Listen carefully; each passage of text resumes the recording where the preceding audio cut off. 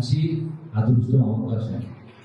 ఎందుకంటే సర్పంచ్గా ఒకసారి గెలిచిందంటే ఒక అవకాశం, దాన్ని ఉపయోగించుకొని కరెక్ట్గా పనిచేసి ప్రజలు ఉండి ఒక్కసారి కాదు మళ్ళీ 4-5 సార్లు మళ్ళీ మీరే సర్పంచ్ గెలిచినట్టుగా, అవసరం వస్తే ఎంపీటీసీ గెలిచినట్టుగా, మళ్ళీ సందర్భం వస్తే ఎంపీగా గెలిచినట్టుగా ఎన్నో అవకాశాలు వస్తాయి.